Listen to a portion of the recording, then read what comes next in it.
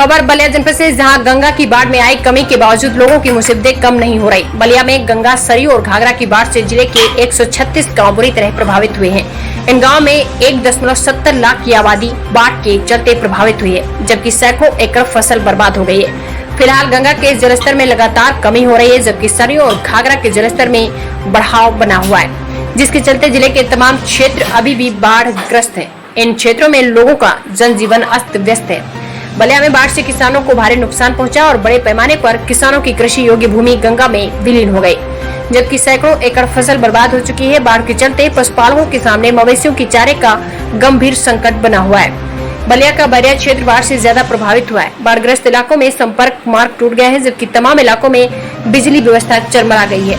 बाढ़ प्रभावित इलाकों में बाढ़ कम होने के बाद जहरीले जीव जंतुओं का खतरा लोगों में दहशत का विषय बना हुआ है, जबकि बाढ़ प्रभावित क्षेत्रों में गंदगी के चलते संक्रामक बीमारियों की आशंका बनी हुई है।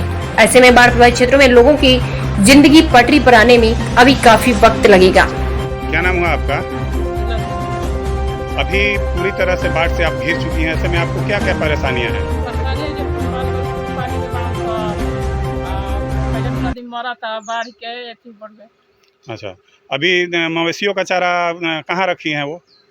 अब कहाँ रखा, घर तो डूबिए गई, तन जगह बचल बहुत में धैल बढ़ गए। नाव है नहीं खेत। अभी इससे ज्यादा अगर पानी बढ़ता है तो आप लोग क्या कीजिएगा? ऐसे पानी बढ़ी तब कहाँ हमने जाए सब, नाव रही तब बांधा पे जाइए आदमी, ना तो यही में गुजरा करी गथी बांध के, मचान बांध के। अभी तक सरकार के द्वारा कोई नाव वगैरह कुछ सहायता प्राप्त हुआ है आपको? अभी नाव नहीं खेल, छोटी छोटी नाव कहाँ आयल बड़ी सब, बड़की एगो नाव भी आई जा तो उससे परेशानी है बा। तो जब आपका पूरा पशु का चारा अगर भीग गया है तो ऐसे में, नाम हुआ आपका? छोटे लाल यादव।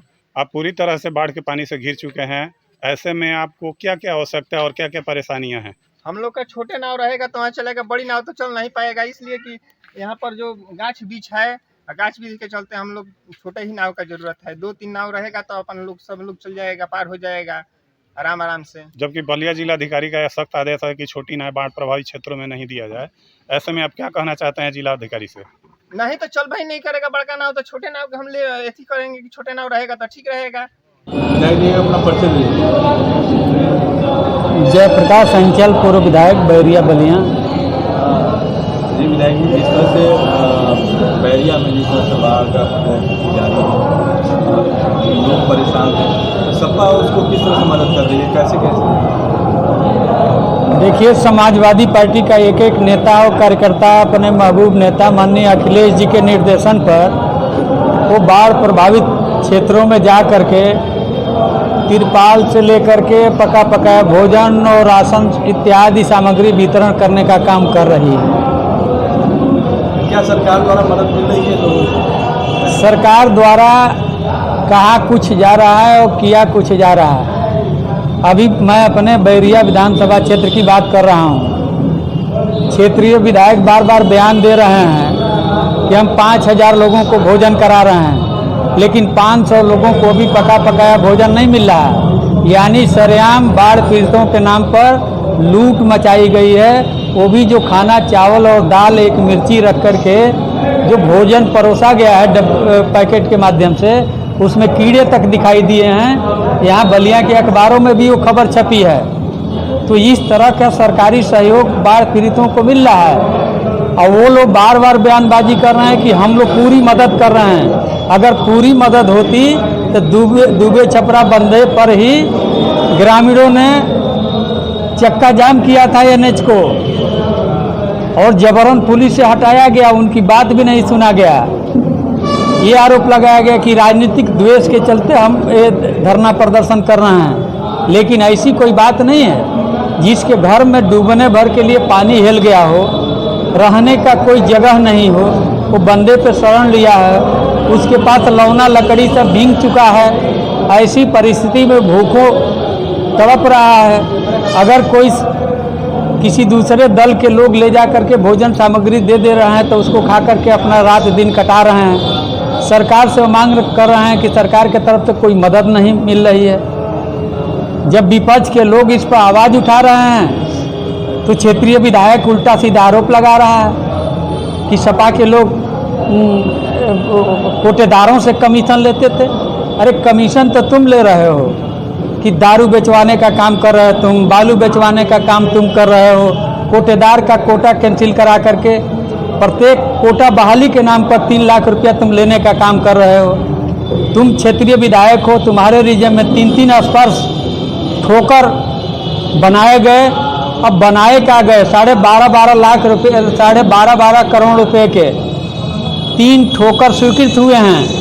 और तीनों ठोकर की स्थिति ये है कि एक ठोकर पर काम लगभग 70% हुआ, दूसरे पर 30% हुआ और तीसरे पर काम शुरू ही नहीं हुआ। आखिर में क्या मंशा है इस सरकार की, जनप्रतिनिधियों की क्या मंशा है? कहीं न कहीं अधिकारियों के मिली भगत से उस अप्रोच का पैसा लूटने का काम किया जा रहा है। वही भाजपा कहती है कि सबका गवर्नमेंट में भ्रष्टाचार होता था, तो कहीं ना कहीं बीजेपी गवर्नमेंट में भ्रष्टाचार हो रहा है क्या? बीजेपी गवर्नमेंट की ही क्या है, अभी 100 NH देख लीजिए, नेशनल हाईवे जनपद बलिया का एक मार्ग नेशनल हाईवे है 31, और उसकी स्थिति यह है कि 102 करोड़ रुपया खर्च हो गया और कहीं चिकनी सड़क आपको दिखाई नहीं देगी। यानी इस तरह की सड़क बनाई गई है 102 करोड़ रुपये में। बैरिया के आगे कभी जाने का अवसर मिलेगा तो आप खुद देख लीजिएगा, जैसे गन्ना आलू बोने के लिए ढूंढ बनाया जाता है उस तरह से इतनी ऊंची ऊंची दीवार बनी हुई है। यानी जो पिचिंग हुआ था वो पिच इकट्ठा होकर के एक लाइन बन गया है, जो गड्ढा है उसमें गाड़ियां चल रही हैं। इस तरह की पिच हुआ है। 102 करोड़ रुपया कहाँ खर्च हुआ, किस रूप में खर्च हुआ, उसका क्या निहितार्थ है? जब आज भी जनता तड़पी रही है, परेशान है। अभी कुछ खबरें आई होगी, बैरिया के तमाम नौजवान साथियों ने काला दिवस मनाया था सांसद विधायक के खिलाफ, काला झंडा दिखाया था कि वो कहीं न कहीं इन लोगों के विकास का पोल खुल रहा है। नारा था सबका साथ सबका विकास, वो कहाँ गया सबका साथ सबका विकास? किसी का विकास नहीं। और इतना ही नहीं, माननीय विधायक तो प्रेस वार्ता किए, प्रेस वार्ता में मुझे जातिवादी तक कहा, और जातिवादी उन्हें ये नहीं पता है कि जातिवाद का नंगा नाच उन्होंने दुर्जनपुर कांड में प्रदर्शित करने का काम किया। दुर्जनपुर की जो घटना हुई, एक गरीब परिवार जिसकी हत्या हो गई, पाल बिरादरी का था, उसके मदद में हम लोग खड़े हो गए,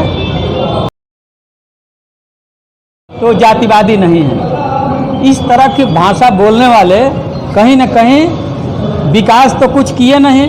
जो समाजवादी पार्टी की सरकार में बाढ़ से बेघर हुए लोगों को, चाहे वो चांदियर हो, गंगापुर हो, पियरौटा हो, भैंसहा हो, लालगंज में हो, हम लोगों ने पट्टा करा करके वो बेघर लोगों को बसाने का काम किया था। उसको भी वो चिल्ला चिल्ला करके कह रहे हैं कि वो मैंने पट्टा कराया। अरे पट्टा कराया तो सरकार की फाइलें अंधी नहीं न है, तुम प्रूफ के साथ आओ, प्रूफ के साथ आओ कि तुमने कितना काम कराया नहीं कराया। हमने 100 बेड का अस्पताल सोनबरसा में पास कराया, जितना हम लोग पैसा दिए उतने पैसे का काम हुआ है, आज तक वो काम ठप पड़ा है। गंगा नदी में हम लोग पक्का पुल पास करवाए सीपुर घाट पर, वो भी काम आज भी अधूरे हैं। मंडी हमने बनवाया, राजकीय बालिका कॉलेज मैं बनवाया, सब स्टेशन मैं बनवाया, पॉलीटेक्निक कॉलेज मैं स्वीकृत कराया, अग्निशमन केंद्र मैं बनवाया। वो कहते हैं कि मैं बनवाया हूँ। अरे कुछ तो अपने तरफ से भी करके दिखा दीजिए ना। और रहा सवाल बाढ़ पीड़ितों की मदद का, तो मदद नहीं करेंगे, उनको मदद नहीं करना है। बस अधिकारी लाते हैं, 5000 कागज में दिखा दिए, 500 लोगों को भोजन भी नहीं करा रहे हैं लोग। जनता परेशान है उस बंदे पर, और विकास और मदद का रोना रोते हैं। जी, मेरा नाम मोहित कुमार गुप्ता है, मैं साहा के बेंता बाढ़खंड बलिया यहाँ पे। बलिया में अब जो आपका क्षेत्र है इसमें क्या स्थिति है, क्या कैसे यहाँ पे बाढ़ की स्थिति है? बाढ़ की स्थिति अभी पिछले 4-5 दिनों से बहुत ज़्यादा थी, चूँकि धौलपुर से जो पानी छोड़ा गया था 17 लाख क्यूसेक के करीब, उसकी वजह से यहाँ गंगा का जलस्तर लगातार बढ़ रहा था, काफ़ी तेज़ी से बढ़ रहा था। लेकिन और खतरे के निशान से ऊपर चल रही थी। और अभी जलस्तर गंगा का लगभग 59.85 है, जो खतरे के निशान से 2 मीटर से ज़्यादा ऊपर है। और यहाँ पर लगातार वृद्धि हुई। अभी उसके देखते हुए हम लोगों ने यहाँ पर युद्ध स्तर पर काम किया और जगह जगह हम लोगों ने पर्याप्त मात्रा में अपना सामग्री को स्टॉक कर लिया है। और जितने भी क्रिटिकल पॉइंट्स थे उसको उसी समय 5 तारीख से ही लगभग उसको क्रिटिकल पॉइंट्स को कवर करना शुरू कर दिया था, ताकि कोई भी विपरीत स्थिति उत्पन्न न हो।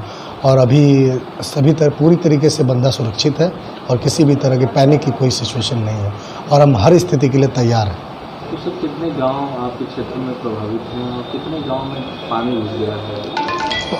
पानी बेसिकली दुबे छपरा की जगह पे घुसा था, एक जगह गोपालपुर के पास। तो वहाँ पे कोई बंधा नहीं होने की वजह से पानी स्पिल करके अंदर चला गया। और लेकिन तटबंध के जो भी पानी घुसा है तटबंध के दूसरी तरफ रिवर साइड में ही है। और बंधे के दूसरी तरफ कंट्री साइड में अभी पानी नहीं घुसा है कहीं पे भी। जो भी हल्का फुल्का वाटर लॉगिंग होगी आसपास ही हुई होगी। कहीं ना कहीं एनएच पे भी दबाव है क्या? एनएच पे कहीं नहीं दबाव है, पूरी तरीके से एनएच सुरक्षित है और हम पूरी तरह से तैयार हैं।